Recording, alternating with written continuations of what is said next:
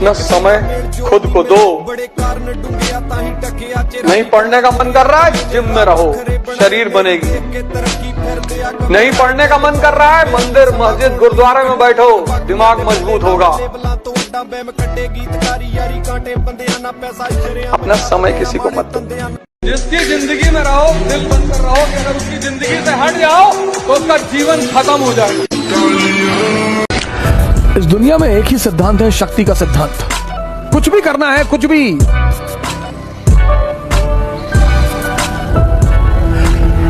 कुछ भी सेवा करनी है, शक्ति, भक्ति करनी है, शक्ति, हर जगह शक्ति की जरूरत है।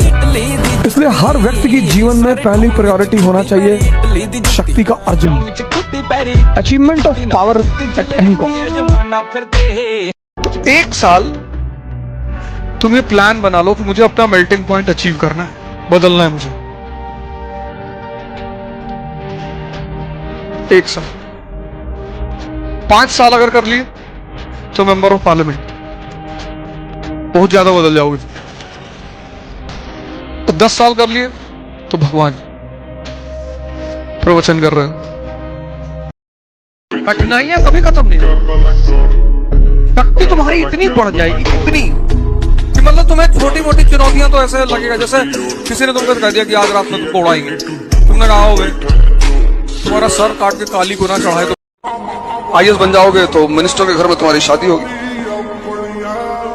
महाराष्ट्र का CM, डिप्टी CM दो पवार साहब, ये सब तुम्हारे घर आएंगे। उनकी बच्चे की शादी में SBI के क्लर्क आए थे सब। तो कैसे बर्दाश्त करे आज? इसलिए ये कॉन्सेप्ट शुरुआत से रहा कि कुछ भी बड़ा करना है, घर छोड़ो।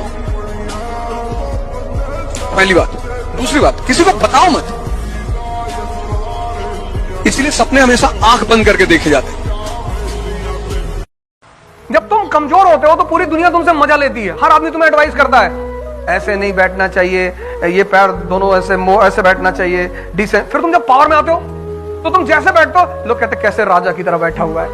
तो वो जब तुम्हारी वीकनेस है ना, वही जीवन का सबसे प्यारा समय जब तुम दुनिया को देखते हो। अभी तुम जाओ किसी घर, किसी लड़की के घर जाओ, उसके फादर से मैरिज प्रपोजल लेके जाओ, बंद कर दे तुम्हें और मारे भी। You want to marry? और कल जब तुम IAS बन जाओगे तो पूरी दुनिया कूद के आ जाएगी तुम्हारे, है ना। तो तुम मेडिटेशन करो बहुत जबरदस्त तरीके से। जब भी ये तुम्हें बेवकूफ बनाए, मुस्कुरा दो। जब तुमसे कहे आधे घंटे बाद पढ़ेंगे तो तुम इससे बोलो आज शाम तक पढ़ेंगे 6 घंटे, उसके बाद फिर अगले महीने पढ़ेंगे ही नहीं। ये तुम्हें बेवकूफ बना रहा है, तुम इसको बनाओ।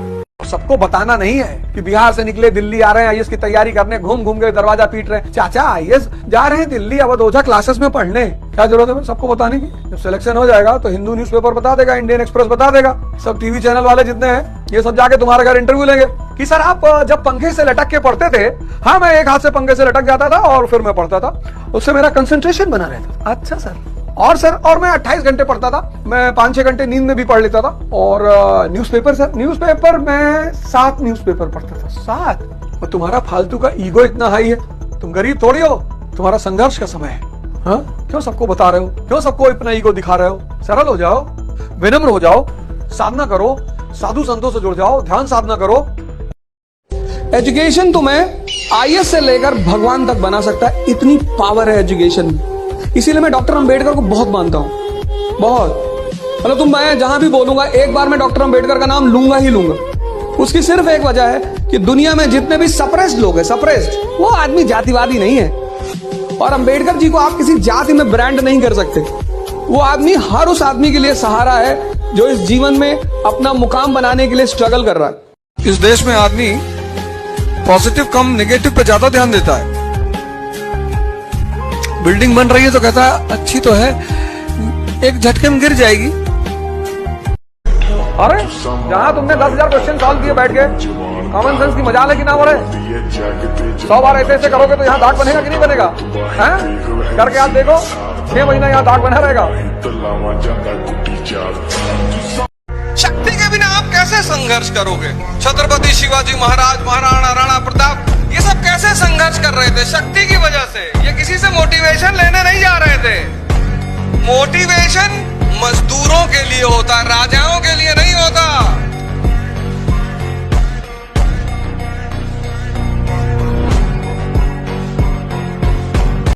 जिस जिस दिमाग के पास जिज्ञासा नहीं है वो दिमाग जिंदा नहीं है। सूत्र है, लिख लो।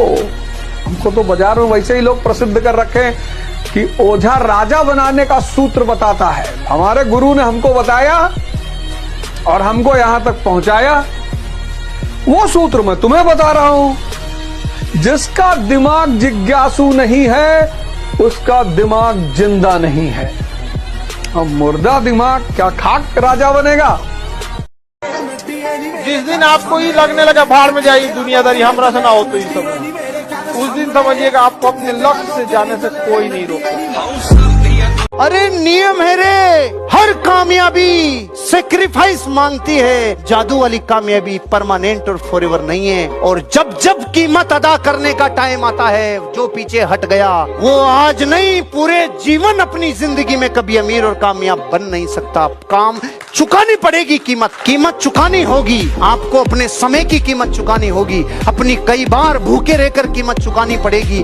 कई बार अपनी जिंदगी में अपने बच्चों से दूर रह के कीमत चुकानी होगी। अपनी फैमिली से दूर रह के कीमत चुकानी होगी। प्रकृति आपको जिंदगी की सारी अनुकूलताएं लाके दे देगी, लेकिन कीमत चुकानी होगी, सेक्रीफाइस करना होगा। जिंदगी को उसूलों के साथ, सिद्धांतों के साथ जियो और 5000 वर्ष का इतिहास पढ़ लो। जिसने अपनी लाइफ को प्रिंसिपल्स पे रन किया है ना, अधूरा नहीं रहा। नहीं, कईयों की माला टूट गई, ये नहीं पता।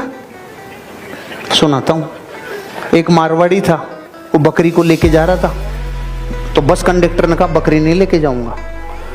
तो वो नीचे उतर के बुरका उरका पहना दिया बकरी को। बुरका पहना के भाई अब कि ये कौन है, कि मेरी नानी है, उम्र से मुरझा गई थोड़ी, ऐसे है कि ठीक है बिठा ले। थोड़ी देर में बकरी ने पोटी कर दी। तो बच्चे ने बोला, अलो आपकी नानी की रुद्राक्ष की माला टूट गई।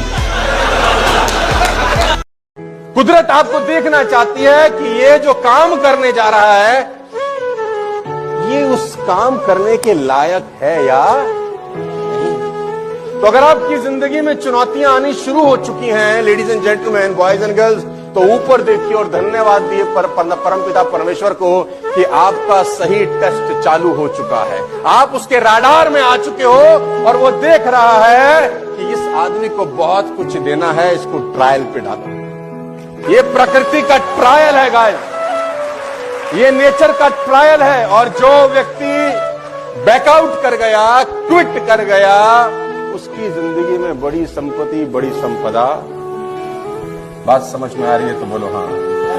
जब कोई आपसे पूछने वाला नहीं है कि आप पढ़ रहे हैं कि नहीं पढ़ रहे हैं, जब आपके पिताजी के पास सिर्फ पैसा देने का सामर्थ्य है, लेकिन शायद ये पूछने का साहस नहीं है कि आप कर क्या रहे हैं। शायद आपकी माँ उतनी विद्वान नहीं है कि वो आपसे पूछ पाए क्या पढ़ क्या रहे हैं। और जब कोई पूछने वाला नहीं होता, तब आदमी क्या कर रहा है ये डिसाइड करेगा वो आदमी कितना बड़ा बनेगा। भैया पूछे, बॉस की उपस्थिति में तो एक नालायक एम्प्लॉय भी काम करता है, लेकिन जो एम्प्लॉय बॉस के ना होने पे भी ईमानदारी से मेहनत करे, एक दिन बॉस भी वही बनता है साहब। राइट, हाँ, ये याद रखिएगा, बॉस भी वही बनता है।